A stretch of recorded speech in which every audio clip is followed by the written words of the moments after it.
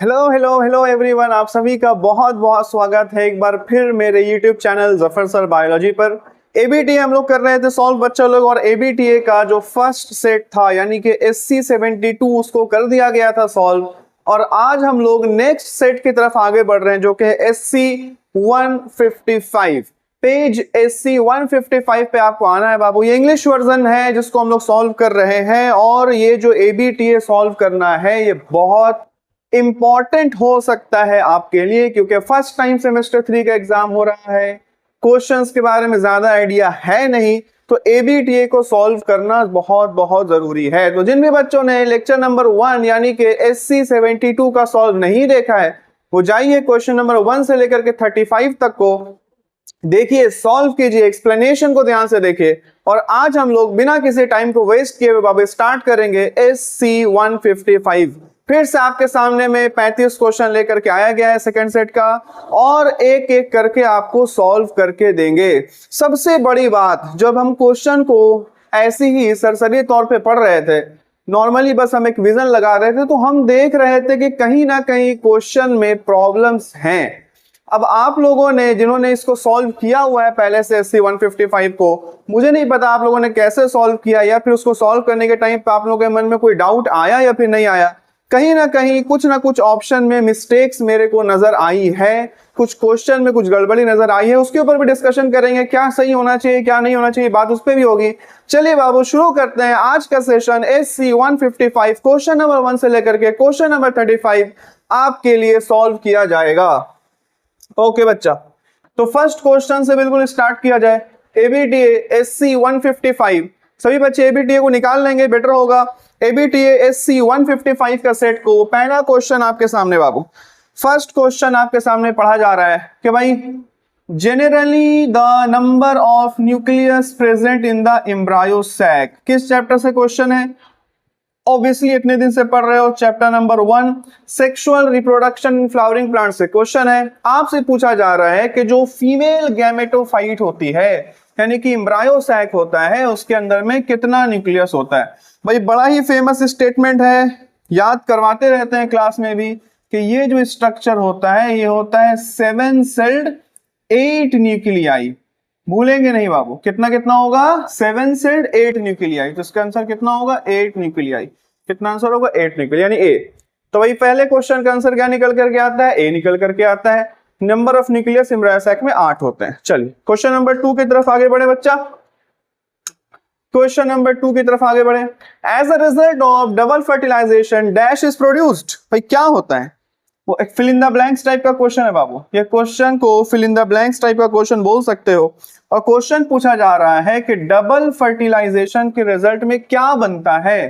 क्या triploid nucleus बनता है, क्या टेट्राप्लॉइड न्यूक्लियस बनता है, या डिप्लॉइड न्यूक्लियस बनता है, या हैप्लॉइड न्यूक्लियस बनता है। जिन भी बच्चों ने डबल फर्टिलाइजेशन अच्छे से पढ़ा है उन्होंने 2 टर्म तो जरूर पढ़ा होगा। कौन कौन सा टर्म है सर? एक टर्म होगा पेन और दूसरा टर्म होगा पिक। ये 2 चीज तो आपने पढ़ा होगा, प्राइमरी एंडोस्पर्म न्यूक्लियस और प्राइमरी एंडोस्पर्म सेल। तो यहां पर जो आंसर होने वाला है बाबू वो होगा ट्रिप्लॉइड न्यूक्लियस, क्योंकि हम लोगों का जो एंडोस्पर्म न्यूक्लियस होता है डबल फर्टिलाइजेशन के बाद, पेन जिसको बोलते हैं, वो ट्रिप्लॉइड होता है। तो यहां पर 2 नंबर का आंसर निकल करके आएगा ट्रिप्लॉइड न्यूक्लियस यानी कि 3N। अगर आपने पहले से सॉल्व कर रखा है तो मैच करवाइए, एक्सप्लेनेशन को ध्यान से सुनिए, क्योंकि अगर नए क्वेश्चंस बनते हैं इस तरह के टॉपिक से तो आपको सिर्फ क्वेश्चन सॉल्व करना काम नहीं आएगा बल्कि आपको एक्सप्लेनेशंस काम आएंगे। तो वहां पे आपको फोकस करना है। क्वेश्चन नंबर 3 बाबू, क्वेश्चन नंबर 3 आगे बढ़ा जाए। Which one of the following forms the male gamete in angiosperm? इनमें से कौन फॉर्म करता है मेल गैमेट एंजियोस्पर्म में? भाई कौन है इसमें से जो मेल गैमेट का फॉर्मेशन करेगा? क्या वो एंथ्रीडियल सेल है? नहीं सर। क्या वो बॉडी सेल है? नहीं सर। क्या वो ट्यूब सेल है? नहीं sir. Answer is generative cell. याद कीजिए, पॉलिन ग्रेन के स्ट्रक्चर से यहाँ क्वेश्चन है, जहां पर आपको बताया गया होगा कि एक पॉलिन ग्रेन के अंदर में वेजिटेटिव और जेनरेटिव 2 टाइप्स के सेल होते हैं, उसमें से जेनरेटिव सेल ही एक्ट करता है एज अ मेल गैमेट। अभी भी क्वेश्चन वही sexual reproduction in flowering plant से चल रहा है, तो भाई 3 नंबर का ऑप्शन सी सही होता है। आगे बढ़ेंगे क्वेश्चन नंबर 4 की तरफ में। विच of the following statement is not true. तो भैया ये आ गया है ट्रू एंड फॉल्स टाइप का क्वेश्चन। दैट मीन्स कि आपको 4 दिए गए, नीचे स्टेटमेंट में बताना है कि कौन सा स्टेटमेंट ट्रू नहीं है। नहीं है भैया ट्रू। देखते हैं कौन झूठा स्टेटमेंट है। Pollen grains are released from anthers at 2 celled stage. हाँ होता है, आपको पता होना चाहिए 60% एंजियोस्पर्म में यही होता है कि पॉलन ग्रेन अपने 2 सेल वाले स्टेज में शेड हो जाता है। Sporogenous cell directly behaves as mega spore mother cell. नहीं भैया, मेगा स्पोर कहां से हो गया। स्पोरोजीनस टिश्यू जो होता है मेरा बच्चा, स्पोरोजीनस जो टिश्यू होता है वो होता है एंथर में। एंथर में मेगा स्पोर कहां से आ जाएगी। मेगा स्पोर तो ओव्यूल वाला पार्ट में होता है। ये स्टेटमेंट रॉन्ग है बाबा, ये स्टेटमेंट रॉन्ग है। बी नंबर स्टेटमेंट रॉन्ग है, यानी यही मेरा ऑप्शन निकल करके आता है कि स्पोरोजीनस। अगर यहाँ पे होता माइक्रो स्पोर मदर सेल तो फिर ये स्टेटमेंट को ट्रू मान लेते, लेकिन चूंकि मेगा स्पोर मदर सेल लिखा गया तो यहीं पर स्टेटमेंट गलत हो जाता है। आगे बढ़ेंगे। Cross pollination is a type of. Cross pollination किस टाइप में आता है। क्या ये ऑटोगैमी है। नहीं सर। क्या ये कैस्मोगैमी है। नहीं सर। क्या ये क्लिस्टोगैमी है। नहीं सर। ऑब्वियसली बाबू, ऑब्वियसली इसे एलोगैमी के टाइप में हम लोग रखते हैं। तो क्रॉस पॉलिनेशन जिसको जीनोगैमी भी कहा जाता है, it is a type of allogamy, जहां पर पॉलन ग्रेन्स एक प्लांट के फ्लावर से निकल करके दूसरे प्लांट के फ्लावर पे जाते हैं, स्पीसीज सेम होता है। आगे बढ़ेंगे बाबू, 6 नंबर क्वेश्चन पे आते हैं। 6 number question, sperm is produced in. Sperm कहां बनता है। यार ये इतना आसान क्वेश्चन है। देखिए इसमें कुछ क्वेश्चन आपको आसान भी लगेगा, लेकिन कुछ क्वेश्चन टफ भी है, कुछ क्वेश्चन सही नहीं भी है, उसके ऊपर भी चर्चा करना जरूरी है। तो सबसे पहले इजी वाला क्वेश्चन है बाबू, स्पर्म प्रोड्यूस्ड। स्पर्म कहां बनता है। Sertoli cell, uniferous cell, seminiferous tubule. C number option. आपको ह्यूमन रिप्रोडक्शन में पढ़ाया गया होगा कि भाई हम लोगों के टेस्टिस के अंदर में जो होता है टेस्टिकुलर कंपार्टमेंट्स जिसको बोला जाता है, टेस्टिकुलर लोब्यूल्स होते हैं, उसके अंदर में ये सेमिनिफेरस ट्यूब्यूल्स प्रेजेंट होते हैं 1 से 3, और इसी के अंदर में स्पर्म का फॉर्मेशन होता है। तो 7 नंबर क्वेश्चन की तरफ आगे बढ़ रहे हैं। तो बाबू 6 नंबर का ऑप्शन सी सही हुआ है ना। 7 नंबर की तरफ आगे बढ़ा जाए। In the man the sperm released from the testis take the following route to reach the ureter. तो वह आपको बोला जा रहा है कि स्पर्म टेस्टिस से निकल करके किस रास्ते के थ्रू, किस रूट के थ्रू आगे बढ़ता है और फिर यूरेटर तक पहुंचता है। ठीक है जी। तो कैसे बताएंगे आप, कैसे बताएंगे कि क्या है रास्ता। यानी आपको स्पर्म का जो सीक्वेंस है, जो पाथवे है, आपको पता होना चाहिए। देखते हैं इनमें से कौन होगा। वासा इफेरेंशिया, बीडर्स कैनाल वाला जो भी उस पर क्रॉस लगा दो, ये नहीं होगा बीडर्स कैनाल वाला। हम लोग के इसमें ह्यूमन मेल में बीडर्स कैनाल का कोई कॉन्सेप्ट नहीं लगाओ। वासा इफेरेंशिया, एपिडाइडेमिस, वास डिफरेंस और यूरेथ्रा। बीडर्स कैनाल इसमें भी इसको घटाता है ना। तो बी नंबर ऑप्शन बचता है वासा इफेरेंशिया, एपिडाइडेमिस, वास डिफरेंस एंड यूरेथ्रा। यहां पर भी यूरेथ्रा होना चाहिए ना, इसको सही कर लो, यूरेथ्रा होगा। तो 7 का हो गया ऑप्शन नंबर बी। आगे बढ़े 8 नंबर में आगे बढ़े। क्या हो रहा है भाई, क्लीन हटो, क्लीन हो गया। 8 नंबर में आगे बढ़े। Layers of ovum from outside to inside. बाहर से अंदर की तरफ में ओवम के लेयर्स को आपको बताना है। अब देखो यहाँ पे गड़बड़ी है। क्या गड़बड़ी है। आपको यहाँ पर जो लेयर बताया जा रहा है, ध्यान से सुनोगे है ना। आप लोग जानते हैं कि ओवम जो होता है, ओवम जो होता है वो ऑलमोस्ट गोल है। तो ये ओवम है। ओवम के बाहर, ध्यान से सुनोगे, ओवम के बाहर कुछ इस तरीके से सेल्स लगे हुए होते हैं। क्या नाम है इन सेल्स का, बताइए। आउटसाइड से इनसाइड आना चाहते हो ना, तो इन सेल्स का क्या नाम। आउटसाइड से इनसाइड आओ। तो आपको पता होना चाहिए कि ओवम के बाहर ये जो सेल्स सबसे आउटर लेयर पे प्रेजेंट होते हैं, ये होते हैं कोरोना रेडियाटा। तो सबसे पहले कौन आना चाहिए, कोरोना रेडियाटा। देख लो यहाँ पे वासा इफेरेंशिया है, गलत। विटेलाइन मेम्ब्रेन गलत। जोना पेलियोसिडा गलत। तो कोरोना रेडियाटा से मेरा आंसर तो मिल गया, आंसर तो मिल गया, लेकिन एक गड़बड़ी तुमको बताते हैं। कोरोना रेडियाटा के बाद जोना पेलियोसिडा आता है, ये सही, ये 1 है, उसके बाद 2 है। उसके बाद 3 नंबर में ये जो विटेलाइन मेम्ब्रेन दिया गया है ना, थोड़ा सा यहाँ गड़बड़ी है बाबू। गड़बड़ी है कि ह्यूमन ओवम में ये विटेलाइन मेम्ब्रेन नहीं होता है। ह्यूमन मेम्ब्रेन में 1 नंबर पे आया कोरोना रेडियाटा ह्यूमन ओवम में, 2 नंबर में आया जोना पेल्यूसिडा, और 3 नंबर पे सीधा प्लाज्मा मेम्ब्रेन आता है। 3 नंबर पे सीधा प्लाज्मा मेम्ब्रेन आता है। वैसे दूसरे एनिमल के एग पर ये होता है, लेकिन ह्यूमन वाले ओवम पर इसका एग्जिस्टेंस नहीं होता। तो 3 नंबर में यहां ज्यादा बेटर होता कि इसको प्लाज्मा मेम्ब्रेन ऑप्शन दिया जाए, तो बच्चा को ज्यादा आसानी होती। तो ये थोड़ा सा ऑप्शन गड़बड़ है, ठीक है बाबू। 8 नंबर का तब ऑप्शन नंबर 1 निकल करके आता है, और कहां गड़बड़ी आपको वो भी बता दिए। चलिए 9 number question, a method of birth control. Birth control करने से कौन सा method? Obviously IUD, intra uterine devices जिसको हम लोग बोलते हैं, ये सही होगा। यहाँ पे ज्यादा टाइम वेस्ट करने की जरूरत नहीं है। 10 नंबर पे आते हैं, और हम लोगों को यहाँ पर कॉलम मैच कराना है बाबू। Select the correct combination, column A versus column B. चलिए मैच कराया जाए, column A versus column B match कराते हैं। चलिए मैच कराया जाए। पिल्स किसके साथ मैच करना चाहिए बाबू? पिल्स को मैच करा सकते हैं प्रिवेंट इम्प्लांटेशन से, जो आपको पक्का पता है। अगर आप उसके साथ मैच करा दे तो भी कोई दिक्कत नहीं है। वैसेक्टोमी, ये देखो बी नंबर में आप मैच करा सकते हैं प्रिवेंट स्पर्म रीचिंग सर्विक्स, तो बी का 1 मैच करा दो। वैसेक्टोमी का मतलब होता है सीमेन कंटेन्स नो स्पर्म, और कॉपर टी में प्रिवेंट्स ओव्यूलेशन। नहीं, कुछ गड़बड़ कर दिया, एक सेकंड। इसको मैच करा दिए इसके साथ, पिल्स को मैच कराएंगे इम्प्लांटेशन के साथ, पिल्स को मैच कराएंगे इम्प्लांटेशन के साथ, इसको मैच कराएंगे इसके साथ, वैसेक्टोमी को मैच करवा देंगे सीमेन वाले में, और कॉपर टी में मैच करवा देंगे प्रिवेंट्स ओव्यूलेशन। तो कैसे क्वेश्चन बनेगा, क्या आंसर बनेगा? ए का तुम्हारा 2 है, ए का 2 किस में है? ए का 2, बी का 3 प्रिवेंट्स ओव्यूलेशन, नहीं ये नहीं, ए का 3 क्या हो रहा है? प्रिवेंट्स ओव्यूलेशन ओवम के साथ।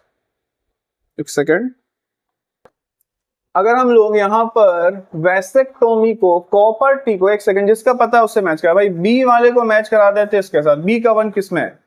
बी का 1 इसमें है, बी का 1 इसमें है, इसमें बी का 4 है, ये नहीं होगा, इसमें बी का 4 ये नहीं होगा, बी का 1 इसमें है। चलिए आगे बढ़ते हैं। वैसेक्टोमी यानी कि सी का 4, वैसेक्टोमी यानी कि सी का 4, सी का 4 ये होगा सही। बी का 1 और सी का 4, सॉरी थोड़ा कंफ्यूजन के लिए, तो बी का 1 और सी का 4 सही होगा, लेकिन किसके साथ क्या मैचिंग है? तो बी का 1, सी का 4, ए का 3 पिल्स को यहाँ पर बताया जा रहा है ओव्यूलेशन प्रिवेंट करने के लिए, और डी का 2 और कॉपर टी को बताया जा रहा है यहाँ पर प्रिवेंट्स इम्प्लांटेशन। थोड़ा अटपटा सा है, क्योंकि पिल्स जो होता है वो हार्मोनल इंबैलेंस करके इम्प्लांटेशन होने नहीं देता है, तो पिल्स को भी आप इम्प्लांटेशन के साथ मैच करवा सकते हैं। अगर कॉपर टी दिया गया था तो सप्रेस स्पर्म मोटिलिटी का अगर ऑप्शन देता तो ये ज्यादा अच्छा ऑप्शन होता है। फिर से थोड़ा अजीब सा क्वेश्चन था, लेकिन चलो सही हो गया। 11 नंबर पे आते हैं बाबू, next question. Amniocentesis is employed for determining, amniocentesis को किस काम के लिए यूज किया जाता है? क्या ये एबनॉर्मेलिटी बता सकता है एम्ब्रायो का? यस सर बता सकता है। Cardiac element of embryo? Yes sir बता सकता है। Errors in amino acid metabolism? Yes sir बता सकता है। यानी कि यहाँ पर जो ऑप्शन निकल करके आता है वो आता है ऑल ऑफ द अबव, यानी कि चारों के चारों ऑप्शन जो दिए गए हैं वो सही हैं। यहाँ पर एमनियोसेंटेसिस का टेस्ट सबके लिए किया जा सकता है। किस चीज के लिए नहीं किया जा सकता एमनियोसेंटेसिस का टेस्ट? कौन सा ऐसा प्रोसेस है जिसके लिए एमनियोसेंटेसिस का टेस्ट नहीं करना चाहिए लेकिन मिस यूज करके किया जा रहा है? वो है जेंडर डिटर्मिनेशन, यानी कि सेक्स डिटर्मिनेशन, वो नहीं होना चाहिए। मैच द कॉलम, फिर से मैच द कॉलम है, और इस मरतबा मैच द कॉलम जो दिया गया आपको वो दिया गया है आपके एसटीडी से। एसटीडी का मतलब होता है सेक्सुअली ट्रांसमिटेड डिजीजेज। तो किसको किसके साथ मैच कराएंगे? जो जानते हैं श्योर शॉट मैच करा दीजिए। एड्स एचआईवी के साथ मैच करेगा, यानी कि डी का 1 होना चाहिए, तो डी का 1 यहाँ नहीं है, डी का 2 ये ऑप्शन गलत। ये सही हो सकता है, ये चाहिए सब में डी का 1 ये सही हो सकता है। गोनोरिया को मैच करा दीजिए निसेरिया से, यानी कि ए का 2 एक ही में है, तो डी नंबर सही। ये गलत ठीक है, याद रखोगे। जेनिटल साइफिलिस मार्क करेगा जाकर के ट्रेपानोमा से, और जेनिटल जो है वो मार्क करेगा जाकर के पैपिलोमा वायरस। ये आपको याद रखना चाहिए, ठीक है। ये हम फिर से बता दें, अगर आप रिप्रोडक्टिव हेल्थ पढ़ रहे हैं तो किस डिजीज, किस वायरस या किस बैक्टीरिया या किस प्रोटोजोआ से होता है उसको याद रखना एक इंपॉर्टेंट पॉइंट। आगे बढ़ेंगे बाबू, क्वेश्चन नंबर 12 के बाद question number 13। Independent assortment is absent in the case of. Independent assortment पढ़े हो ना, मेंडेलियन प्रिंसिपल। तो इंडिपेंडेंट असॉर्टमेंट जो है वो बताया जा रहा है कि किस केस में एब्सेंट होगा, gene located in the same chromosome, gene located on the homologous chromosome, gene located on non homologous chromosome, या ऑल ऑफ द अबव। इसका आंसर होगा A, gene located on the same chromosome. क्यों होगा sir ए, क्यों ए होगा sir? आपको इसको समझने के लिए जा करके पढ़ना पड़ेगा थॉमस हंट मॉर्गन का लिंकेज एंड रिकॉम्बिनेशन। क्या पढ़ना पड़ेगा बाबू? लिंकेज एंड रिकॉम्बिनेशन, जहां पे थॉमस हंट मॉर्गन ने बताया था कि अगर कोई जीन एक ही क्रोमोसोम पर बहुत करीब करीब प्रेजेंट हो, अगर कोई जीन एक ही क्रोमोसोम पे बहुत करीब करीब प्रेजेंट हो, तो ऐसे जीन को लिंक्ड जीन्स कहते हैं। क्या बोलते हैं? Linked genes. और ये जीन्स जो होते हैं वो साथ साथ ट्रांसफर होते हैं, जल्दी अलग नहीं होते। इनका रिकॉम्बिनेशन फ्रीक्वेंसी काफी कम होता है, क्योंकि ये दोनों जीन एक दूसरे से काफी ज्यादा फिजिकली एसोसिएटेड यानी कि करीब होते हैं। क्लास में पढ़ाया हुआ है, याद होना चाहिए। 14 नंबर में आते हैं बाबू, pleiotropic effect is found in. Pleiotropic याद है आपको? प्लियोट्रॉपी ये भी principle of inheritance and variation से क्वेश्चन है। Multiple allelism, pleiotropy, polygenic inheritance, ये छोटा छोटा टॉपिक निकल करके आता है, लेकिन क्वेश्चन तो बनाता है। क्या क्वेश्चन है? प्लियोट्रॉपिक इफेक्ट इनमें से किस डिजीज में देखने को मिलेगा? आप लोग को शायद पढ़ाया गया होगा PKU यानी कि फिनाइल कीटोनूरिया। इस डिजीज को प्लियोट्रॉपिक एग्जांपल में पढ़ाया गया है, लेकिन आपको याद रखना है इसका आंसर सिकल सेल एनीमिया भी है, जिसको पॉइंट म्यूटेशन की कैटेगरी में आप लोग पढ़े हो। सिकल सेल एनीमिया ये भी निकल करके आता है प्लियोट्रॉपिक जीन हम लोग किसको बोलते हैं, या प्लियोट्रॉपिक इफेक्ट किसको बोलते हैं? जहां पर एक जीन के खराब होने से, एक सिंगल जीन के खराब होने से आपके बॉडी में मल्टीपल फेनोटाइपिक कैरेक्टर्स जो है वो खराब हो जाते हैं या खराब दिखने लगते हैं। ऐसे केस में उसको प्लियोट्रॉपिक इफेक्ट या प्लियोट्रॉपिक जीन कहते हैं, अगर कोई सिंगल जीन मल्टीपल कैरेक्टर्स को कंट्रोल कर रहा होता है तो। 15 नंबर क्वेश्चन में आते हैं बाबू। 15 नंबर क्वेश्चन फिर से ब्लड ग्रुप वाला क्वेश्चन है भाई। अ blood group of couple is AB and O। एक कपल है जिनका ब्लड ग्रुप AB और O है, तो बताना है कि ब्लड ग्रुप चिल्ड्रन में क्या पॉसिबिलिटी है। कैसे बताओगे बोलो तो? कैसे बताओगे अगर ऐसा क्वेश्चन आ जाए तो? अगर एक कपल जिनका एक ब्लड ग्रुप है AB, तो अगर कोई AB है तो वो होंगे IA एंड IB, और अगर कोई O है तो वो उनका होगा एलील IO एंड IO। आपको सिंपली एक पनेट स्क्वायर ड्रॉ कर लेना है। ये एलील आपको पता होगा, पता नहीं है तो थोड़ा पता कीजिए, पढ़िए। ये आपको पनेट स्क्वायर ड्रॉ कर लेना है। अब जो हम लोग एलील लाए हैं वो एलील को यहाँ लिख देते हैं, IA IB IO क्रॉस करा देते हैं बाबू, क्रॉस करा देते हैं। यहां पर होगा IA IO, ये होंगे IB IO। तो हम लोग को पता है कि जिसका ब्लड ग्रुप A होता है, जिसके पास IA IO एलील होता है उसका ब्लड ग्रुप A होता है। तो यहां पर निकल करके आता है, ये हो गया A ब्लड ग्रुप, ये भी A, ये हो गया B ब्लड ग्रुप, ये भी। यानी कि बच्चे का प्रोबेबिलिटी है कि या तो वो A होगा या तो वो B होगा, या तो वो A होगा या तो वो B होगा, यानी कि C नंबर ऑप्शन सही होता है, A और B, या तो A होगा या तो B हो। चलिए 16 नंबर में आते हैं। फिर से मैच द कॉलम, बताइए कैसे मैच करें, क्या चीज से पकड़ सकते हैं इस मतलब हम लोग, किससे पकड़े जो इजीली हो जाए मेरा काम। एलील से होते हैं कैपिटल T स्मॉल t, इससे मैच करा दीजिए। C का 1, देखिए C का 1 किस में है? C के थोड़ा ऊपर कर देते हैं इसको, थोड़ा इसको ऊपर कर देते हैं, ठीक है, यहां से अब ठीक। C का 1, तो हम लोग बोले C का 1 होना चाहिए। C का 1 देखिए, C का 4 नहीं होगा, C का 2 नहीं होगा, C का 1 ये है अकेला, ये नहीं होगा, हो गया। तो फिर इजी है, C का 1 यहीं से पकड़ लिए। एलील होता है capital T small t, very easy. देखिए मैच का कॉलम में अक्सर कोशिश कीजिए जो आप श्योर शॉट है उसके साथ चलें। अगर वो मैच नहीं कर पा रहा है, यानी कि उससे ज्यादा मल्टीपल ऑप्शन है, तो फिर दूसरा तीसरा को देखने की कोशिश कीजिए। अक्सर मैच द कॉलम 1 से 2 तक देखते देखते सॉल्व हो जाता है, उसके आगे नहीं बढ़ता है।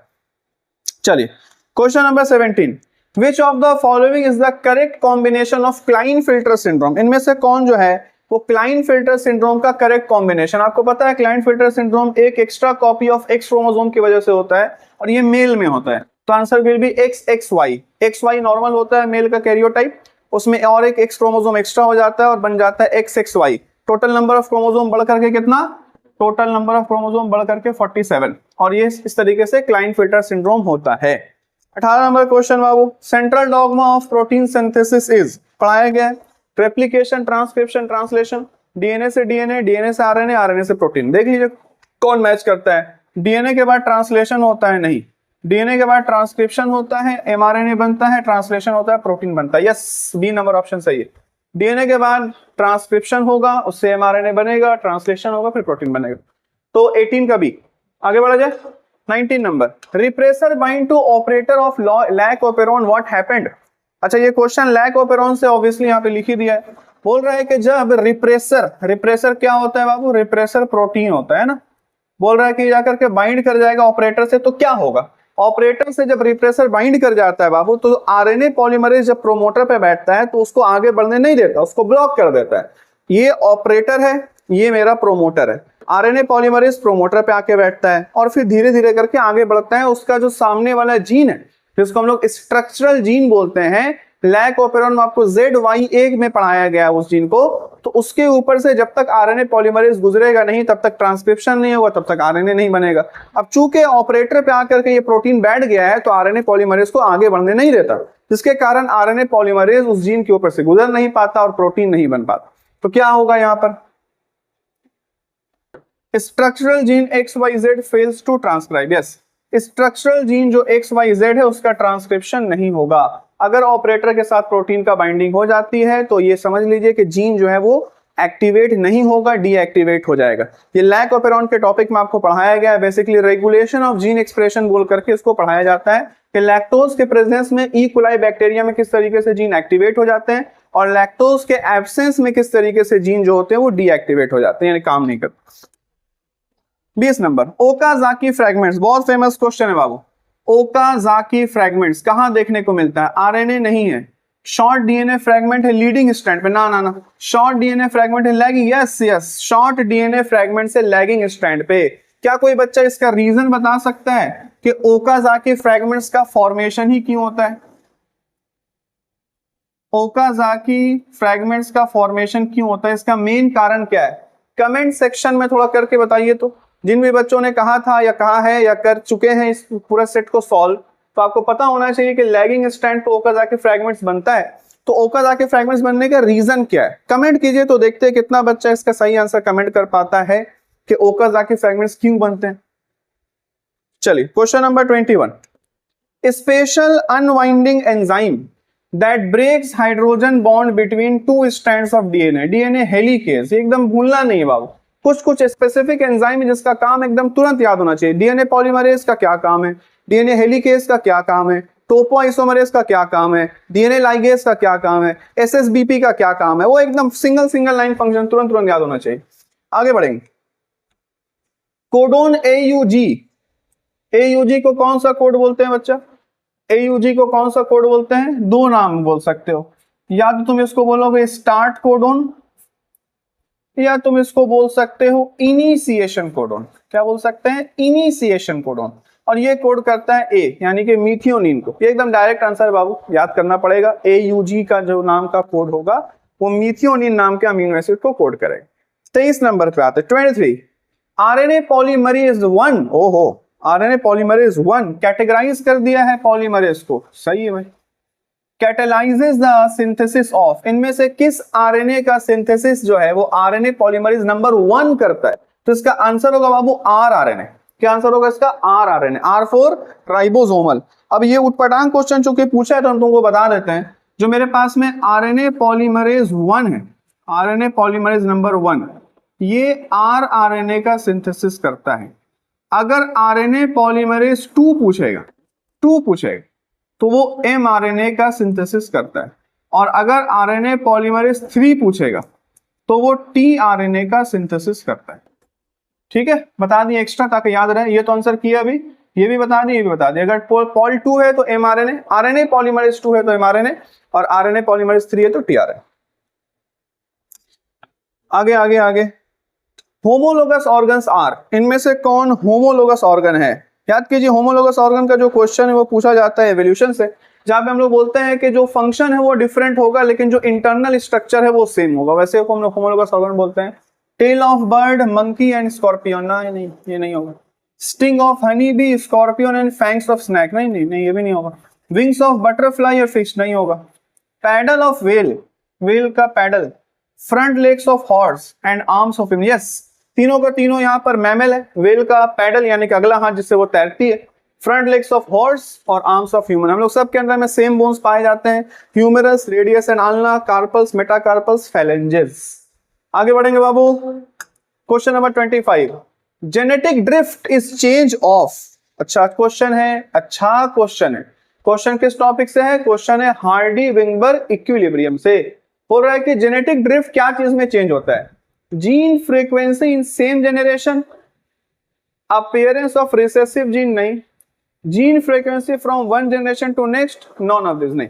अब देखो दो ऑप्शन है जिसके ऊपर में बच्चा को शक जाएगा कि ये आंसर होना चाहिए, gene frequency in same generation या gene frequency from one generation to next. तो याद रखोगे जब भी जेनेटिक ड्रिफ्ट होगा तो फ्रीक्वेंसी में जो बदलाव होगा वो बदलाव कभी तुमको सेम जनरेशन में नजर नहीं आएगा, वो जनरेशन में नजर नहीं आएगा, उसके अगले जनरेशन नजर आएगा। तो सी नंबर ऑप्शन सही होगा। जीन फ्रीक्वेंसी में चेंज तो होगा लेकिन एक जनरेशन से दूसरे जनरेशन में जाने पर। Question number 26, which is the most important for speciation. ओहो मस्त question. Speciation, what is called speciation? Speciation किसको बोलते हैं? स्पीसिएशन बोला जाता है फॉर्मेशन ऑफ न्यू स्पीसीज, नए स्पीसीज के बनने के प्रोसेस को स्पीसिएशन कहते हैं। तो बोल रहा है इनमें से कौन सा इवेंट मोस्ट इंपॉर्टेंट है? क्या सीजनल आइसोलेशन, सीजन में अलग हो जाना, ना ना। क्या टेम्पोरल आइसोलेशन, नहीं नहीं। बिहेवियर आइसोलेशन, नहीं। इसका option will be B, reproductive isolation. Speciation जब होती है तो रिप्रोडक्टिव आइसोलेशन की वजह से होती है। इसको लेकर के आगे एक टॉपिक है जिसके ऊपर में हम थोड़ा डिस्कशन करेंगे, ये स्पीसिएशन वाले पे, ठीक है, कि स्पीसिएशन रिप्रोडक्टिव आइसोलेशन की वजह से कैसे होगा। आइसोलेट का मतलब होता है अलग कर देना, तो इसके ऊपर भी एक चर्चा है। आगे एक क्वेश्चन है जहां तक मेरी नजर से गुजरा है वो देखते हैं। Which of the following provides correct sequential events of origin of new species according to Darwinism? क्या है भाई? Which of the following provide correct sequential events. तो अभी इवेंट्स कहां है, सीक्वेंस कहां है? क्वेश्चन में पूछा जा रहा है करेक्ट सिक्वेंशनल, क्या हो गया? क्वेश्चन में पूछा जा रहा है करेक्ट सिक्वेंशनल इवेंट, क्या हो गया भाई? एक मिनट बच्चा, क्वेश्चन में पूछा जा रहा है करेक्ट सिक्वेंशनल इवेंट, तो कहां है सीक्वेंस? सीक्वेंस कहां है? क्वेश्चन में तो कहीं ऑप्शन में सीक्वेंस नहीं है। क्या हो? Natural selection, variation and their inheritance, survival of the fittest, ये स्ट्रगल फॉर एग्जिस्टेंस। कैसा क्वेश्चन बनाता है यार एबीटी। लिख रहा है करेक्ट सीक्वेंस ऑफ इवेंट क्या होगा, तो कहां है सीक्वेंस? कहां है सीक्वेंस? डार्विनिज्म है तो नेचुरल सिलेक्शन मार देता है, हालांकि इसमें कोई सीक्वेंस होना चाहिए लेकिन कोई सीक्वेंस नहीं है। डार्विन का थ्योरी पांच पॉइंट के ऊपर बेस्ड है, शायद उसको सीक्वेंस में देता तो समझ में आता, लेकिन कहां है कोई सीक्वेंस, तो समझ में नहीं आ रहा। या हम गलत क्वेश्चन मार्क कर लिए क्या, मतलब इसमें कॉपी करने के टाइम पे कुछ गलती हो गया है क्या? ओरिजिनल एबिलिटी में थोड़ा 27 नंबर क्वेश्चन को देखोगे तो अगर यही है तो कुछ गड़बड़ है, क्वेश्चन सही नहीं है, और यही है तो नेचुरल सिलेक्शन मार दो, डार्विनिज्म नेचुरल सिलेक्शन है, बस हो गया। Question number 28, Which one is used for knowing whether or not a population is evolving? इनमें से किस चीज को तुम यूज करके पता लगा सकते हो कि एक पॉपुलेशन में एवोल्यूशन हो रहा है या फिर नहीं? आंख पे पट्टी बांधो और हार्डी-विंगबर्ग को मार दो। हार्डी-विंगबर्ग इक्विलिब्रियम बताता ही यही है कि भाई अगर इज इक्वल्स टू 1 आ जाता है तो एवोल्यूशन नहीं हो रहा है, तो हार्डी-विंगबर्ग इक्विलिब्रियम को हम लोग यहाँ पर सिलेक्ट करें। आगे बढ़े।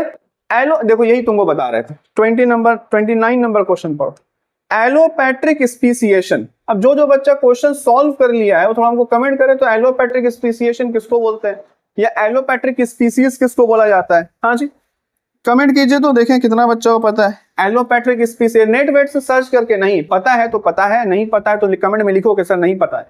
एलोपैट्रिक स्पीसिएशन किसको बोला जाता है? तो एलोपैट्रिक स्पीसीज समझते हैं ना, एग्जाम्पल से समझाएं। चलो कि एग्जाम्पल से समझाते। एक एग्जांपल से समझाते हैं। मान लेते हैं कि ये एक बड़ा सा आइलैंड है, ठीक है, अच्छे से समझो, ये एक बड़ा सा आइलैंड है। इस आइलैंड पर फ्रॉग लोग रहता है। कौन रहता है बाबू? फ्रॉग। तो मान लेते हैं इस आइलैंड पे फ्रॉग रहता है, यहाँ पर पूरे आइलैंड्स पे फ्रॉग रहता है, ठीक है। तुमको हम एलोपैट्रिक स्पीसिएशन बता रहे हैं, फिर ऑप्शन पढ़ेंगे क्या है। यहाँ पर रहता है फ्रॉग लोग, ठीक है जी, ये देखो बहुत सारे फ्रॉग रहते हैं यहाँ। ये सब एक ही स्पीसीज है, ठीक है, जितना भी फ्रॉग है सब सेम स्पीसीज के हैं। अब मान लेते हैं कुछ नेचुरल प्रॉब्लम की वजह से अचानक से ऐसा देखा जाता है, तुम कुछ भी एग्जांपल लगा लेना, लेकिन हम यहाँ पे सिर्फ तुमको नॉर्मली बता रहे हैं। अचानक से ऐसा देखा जाता है कि बीच में क्या हो रहा है भाई, इसमें थोड़ा गड़बड़ी है, अज्यूम कर लेना, मान लेना, ठीक है। अचानक से ऐसा देखा जाता है कि बीच में एक बड़ा सा पहाड़ निकला है, एक बड़ा सा माउंटेन निकल करके आ जाता है, या कुछ भी गड्ढा हो गया, कुछ दिक्कत हो गया, यानी कि दोनों स्पीसीज एक दूसरे से सेपरेट हो गया, ऐसा मान लेते। अब होगा क्या, ये स्पीसीज और ये स्पीसीज तो था सेम, लेकिन कुछ ऐसा प्रॉब्लम आ गया, पहाड़ आ गया, तालाब आ गया, नदी आ गई, कुछ फट गया बीच से, कुछ भी ऐसा हुआ जिसकी वजह से ये वाला स्पीसीज एक दूसरे से, एक ही स्पीसीज के जो दो मेंबर हैं, जो दो ग्रुप है, वो एक दूसरे से अलग हो गए। अब अलग होने की वजह से क्या हुआ, ये लोग दोनों पहले चूंकि सेम स्पीसीज था तो आपस में रिप्रोडक्शन कर पाता था, बीच में तो कुछ था नहीं, तो ये इसके साथ रिप्रोड्यूस कर पा रहा है, इसके साथ रिप्रोड्यूस कर पा रहा है, क्योंकि सेम स्पीसीज का तो मतलब ही यही होता है ना कि जो एक दूसरे से रिप्रोड्यूस कर पाए। लेकिन अभी यहाँ पर पता है क्या हो गया है, अभी यहाँ पर हो गया है रिप्रोडक्टिव आइसोलेशन, यानी कि तुम सेम स्पीसीज होने के बाद भी रिप्रोडक्शन नहीं कर पा रहे हो, इंटरब्रीडिंग नहीं कर पा रहे हो, क्योंकि तुम्हारे रास्ते में कोई ना कोई बाधा है, कोई बैरियर है। ये रिप्रोडक्टिव आइसोलेशन हो गया। तो जब रिप्रोडक्टिव आइसोलेशन किसी सेम स्पीसीज के बीच में आ जाए तो वो दो स्पीसीज बहुत लंबे समय तक, लंबे समय कहने का मतलब यहाँ पर 2, 4, 5, 10 साल के बारे में बात नहीं हो रहा है, लाखों साल के बारे में बात हो रहा है। जब लंबे समय तक एक दूसरे से रिप्रोड्यूस नहीं कर पाते हैं तो ऐसे केस में इन दोनों स्पीसीज का फीचर एक दूसरे से अलग होना शुरू हो जाता है, वेरिएशंस आने शुरू हो जाते हैं, और वक्त के साथ ये स्पीसीज अलग बन जाता है। मान लो ये स्पीसीज ए और ये स्पीसीज अलग हो जाता है। This is called allopatric species या एलोपैट्रिक स्पीसिएशन। इस तरीके के स्पीसिएशन भी हम लोग को एवोल्यूशन में देखने को मिला है कि सेम स्पीसीज एक जगह पर रह रहा था, अचानक से बीच में कोई बैरियर आ गया, रिप्रोडक्टिव आइसोलेशन हो गई, रिप्रोडक्शन नहीं कर पाया, और फिर वक्त के साथ दोनों अलग अलग स्पीसीज बनकर के सामने आया। पहले अलग था, पहले सेम था, फिर बाद में अलग हो गए। A segment of same population, geographically isolated population. Allopatric species को यही मारो, ब्रेक डाउन टू रिप्रोडक्टिव नहीं, यही होगा, बी नंबर होगा, जियोग्राफिकली आइसोलेटेड पॉपुलेशन, यानी कि बीच में कुछ ऐसा जियोग्राफिकल बैरियर आ गया जिसकी वजह से अब वो पॉपुलेशन आइसोलेट हो गया, और इस तरीके से फॉर्मेशन होता है किसका? एलोपैट्रिक स्पीसीज का। क्वेश्चन नंबर 31 बच्चा, असर्शन रीजन स्टार्ट हो रहा है, तो जल्दी किया जाए। Megaspore mother cell undergoes meiosis to produce 4 megaspore, ये सही है। Megaspore mother cell and megaspore both are haploid, नहीं गलत है बाबा। मेगास्पोर मदर सेल हैप्लॉइड नहीं होगा, मदर सेल हमेशा डिप्लॉइड होता है, यानी कि 2n। असर्शन सही, रीजन गलत, असर्शन सही, रीजन गलत, सी नंबर। ओके, फटाफट से आगे बढ़ रहा है, टाइम वेस्ट नहीं। 31, progesterone hormone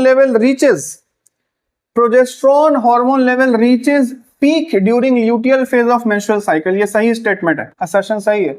during ovulation LH and FSH attain peak level and sharp fall in the secretion of progesterone, नहीं ये गलत है, पीक लेवल तक सही है, उसके बाद वाला गलत है। शार्प फॉल नहीं होता है प्रोजेस्टेरोन में ओव्यूलेशन के बाद, नहीं होता है, तो फिर से वही हो गया, असर्शन सही but reason wrong, C number. HIV attacks B cells. In case of female IUD produces copper ion which kills sperm by phagocytosis. ओहो, गजब का ABTA क्वेश्चन बनाता है, गजब का बनाता है। IUD जो होता है वो कॉपर आयंस रिलीज करता है, वो स्पर्म को किल नहीं करता है फाइगोसाइटोसिस से डायरेक्टली, बल्कि स्पर्म की मोटिलिटी को कम कर देता है। मेरे हिसाब से यहाँ पे दोनों गलत है स्टेटमेंट, ठीक है, मेरे हिसाब से दोनों स्टेटमेंट गलत है। कैसे? ए नंबर कैसे गलत है? असर्शन गलत है इसलिए क्योंकि HIV B सेल्स को नहीं बल्कि T सेल्स को अटैक करता है। कि B सेल T सेल का कॉन्सेप्ट आप लोग सेमेस्टर नंबर 4 में पढ़ेंगे, ह्यूमन हेल्थ एंड डिजीज में आएगा, लेकिन अभी के समझने के लिए T सेल्स को अटैक करता है, तो असर्शन तो गलत है। रीजन ये लोग जो लिखा है उसके हिसाब से रीजन परफेक्ट नहीं है, लेकिन मान लेते हैं कि यही है, तो ऑप्शन नंबर इस मर्तबा क्या होगा, डी सही हो जाएगा। Assertion is wrong but reason is true, ठीक है। फिर भी ये सेंस नहीं बैठा रहा है, हालांकि इसमें स्पर्म मोटिलिटी लिखता तो ये ज्यादा बेटर सही ऑप्शन बनता, लेकिन दोनों गलत का कोई ऑप्शन नहीं है, तो इस वजह से रीजन को सही कर रहे हैं। द लिंक्ड जीन्स, जो लिंक्ड जीन्स होते हैं are tend to get inherited together, वो साथ साथ इनहेरिट होना चाहते हैं। The bond between them fails to break, yes ये असर्शन सही है, रीजन भी सही है, और रीजन करेक्ट एक्सप्लेनेशन निकल करके आ रहा है। लिंक्ड जीन्स जो होते हैं वो साथ साथ इनहेरिट होना चाहते हैं क्योंकि उनका बॉन्ड जो है वो टूटता नहीं है, क्योंकि वो एक दूसरे से काफी ज्यादा फिजिकली एसोसिएटेड होते हैं। तो 33 में ए होगा। Replication and transcription occur in the nucleus but translation occur in cytoplasm, ये सही स्टेटमेंट है भाई, ये सही स्टेटमेंट, असर्शन सही है। mRNA is transferred from nucleus into cytoplasm where ribosome and amino acids are available for protein synthesis, yes ये सही, ऑप्शन नंबर बी नहीं होगा, बी नहीं होगा, option number A, option number A, both are true और reason correct है। हाँ भाई, रेप्लिकेशन और ट्रांसक्रिप्शन न्यूक्लियस में होता है, लेकिन ट्रांसलेशन को न्यूक्लियस के बाहर साइटोप्लाज्म में इसलिए करना पड़ता है क्योंकि आगे जो मशीनरी है यानी कि राइबोसोम और अमीनो एसिड वो सब होते हैं साइटोप्लाज्म में, तो इसलिए वहां पे शिफ्ट करना पड़ेगा, ये सही है। 35 gene flow increases genetic variation, gene flow की वजह से जेनेटिक वेरिएशन इंक्रीज हो जाता है, ये सही है, स्टेटमेंट सही है। Random introduction of new alleles into recipient population and their removal from the donor population affect allele frequency, ये भी सही है। जीन फ्लो जो होता है वो इंक्रीज हो जाता है जेनेटिक वेरिएशन की वजह से, ये सही बात है। Random introduction of new alleles into recipient population and their removal from donor population affect allele frequency, ये भी सही है, लेकिन ये इसका करेक्ट एक्सप्लेनेशन तो मेरे को लग नहीं रहा है। जीन फ्लो होता है न्यू किसी चीज को लाने से, gene flow increases genetic variation, सही है। Random introduction of new alleles into recipient population, gene flow अगर हम लोग रेसिपिएंट पॉपुलेशन में करें, ये सही है, ए मार दो, ठीक है, ए मारो, बोथ आर ट्रू और ये सही स्टेटमेंट है, क्योंकि जब तक जीन फ्लो कराओगे तुम यहाँ पर रेसिपिएंट पॉपुलेशन में, तब तक जेनेटिक वेरिएशन होगा कैसे, तो जीन फ्लो होगा देन तुम्हारे रेसिपिएंट पॉपुलेशन में जेनेटिक वेरिएशन होगा। ये क्वेश्चन जो है फिर से हार्डी-वेनबर्ग इक्विलिब्रियम से पूछा जा रहा है। तब तक हम लोग दो सेट जो सॉल्व किए हैं उसमें हम लोग देखे हैं कि कुछ इंपॉर्टेंट टॉपिक निकल के आ रहा है, जैसे हार्डी-वेनबर्ग इक्विलिब्रियम से काफी हद तक क्वेश्चन आप लोग देख रहे हो चैप्टर नंबर 7 से, है ना, ये 7 सॉरी मतलब पुराने एनसीईआरटी में 7 था, न्यू वाले सिलेबस में पता नहीं चैप्टर नंबर 6 है, शायद 5 है, 6 है एवोल्यूशन, तो उससे ये क्वेश्चन है हार्डी-वेनबर्ग से। और भी कुछ क्वेश्चन ऐसा है जो ट्रैक हो रहा है, जैसे आपका sexual reproduction in flowering plant से पॉलिन ग्रेन वाला पार्ट, खासतौर पे mega spore, mother cell, microspore, इन सारी चीजों से क्वेश्चन आ रहा है, तो इंपॉर्टेंट इस तरीके से। खैर चलिए, क्वेश्चन नंबर 1 से लेकर के 35 हम लोग कर चुके हैं सॉल्व, SC 155 हो गया है कंप्लीट। अगर कोई कंफ्यूजन है, कोई दिक्कत है तो पूछिए, कमेंट कीजिए, और एक क्वेश्चन जो आपको बोले थे उसका आंसर बताने के लिए उसको भी कमेंट कीजिए, देखते हैं कौन कौन बच्चा कमेंट कर पाता है। नेक्स्ट वीडियो में इसके आगे वाला सेट को सॉल्व किया जाएगा। आज के लिए इतना ही, अगर कोई डाउट है तो पूछ लीजिएगा, कोई दिक्कत की बात नहीं है। और अगर एक और पॉइंट है, और अगर आपको ऐसा लगता है कि कोई ऐसा टॉपिक है जिसको आपको समझने में थोड़ी दिक्कत हो रही है, तो अगर आप चाहें तो उस टॉपिक का नाम कमेंट कर दें, मैं पूरी कोशिश करूंगा कि उस टॉपिक पर एक पर्टिकुलर वीडियो आप लोगों के लिए अपलोड किया जाए। चैप्टर का नाम मत बताइएगा, चैप्टर अभी टाइम नहीं है पूरा पढ़ाने के लिए। टॉपिक अगर आपको कोई ऐसा प्रॉब्लम है तो जरूर बताइए, उस पर वीडियो बनाया जाएगा। वीडियो अगर आपको अच्छा लग रहा है, अगर आपको लगता है कि इंफॉर्मेटिव है, इससे आपको फायदा होगा, तो इसको लाइक कीजिए और अपने दोस्तों के साथ शेयर कीजिए,